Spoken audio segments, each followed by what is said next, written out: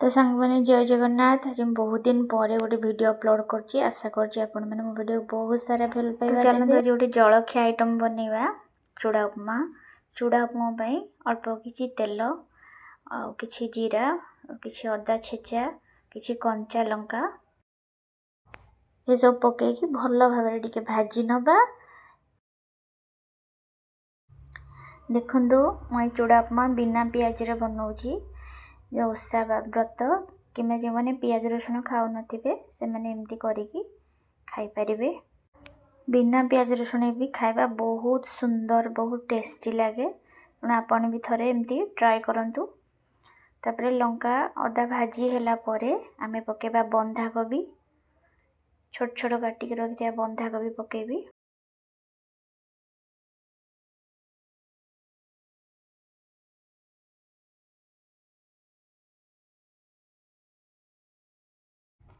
बंधा कोबी को 4 ରୁ 5 सेकंड भाजिला परे पकेबा ग्रीन मटर।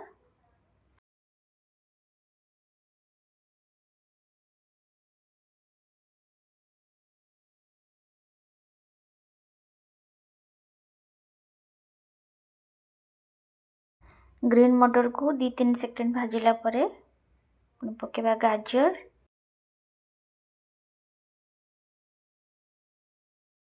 गाजर टिके भाजी आसला परे पकेबा beetroot कोरिक रखिथिबा beetroot।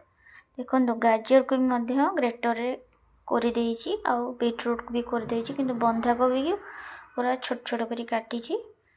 ए भली भाबरे पकेबे। ए सब को भल्लो भाबरे भाजी नबा पानी छाड़बा पर्यंत। तापरे भाजी सरला परे ए ऐड करबा कैप्सिकम। कैप्सिकम को पूरा छोट छोट करी काटी देइची।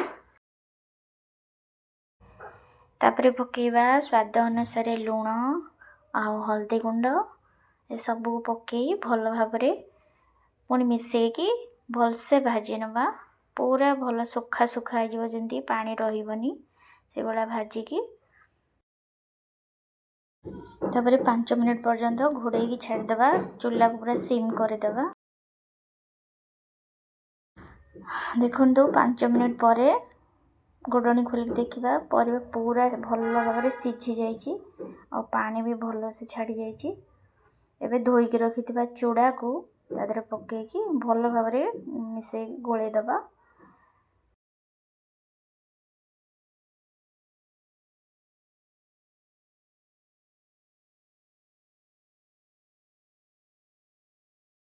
देखो मुझे पियाज पकईनी किंतु चाहिए जदि आपण पियाज भी पकईकी चूड़ा उपमा बनई पारिबे।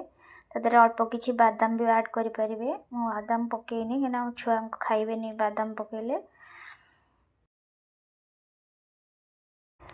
ऊपर अल्प किछि धनिया पत्र देकी तापरे सेव किछि पकईकी आपण एमती चूड़ा उपमा करी खाई पारिबे। बहुत सुंदर बहुत टेस्टी लागिबो। आ सब किछि परिया पत्र बहुत हेल्दी भी अच्छी। छोट छुआ हुंतु बा रोगी लोक हुंतु समस्त एटा खाई पारिबे। जदि मो वीडियो आपको भल लगिला प्लीज लाइक शेयर सब्सक्राइब करिवे। जय जगन्नाथ।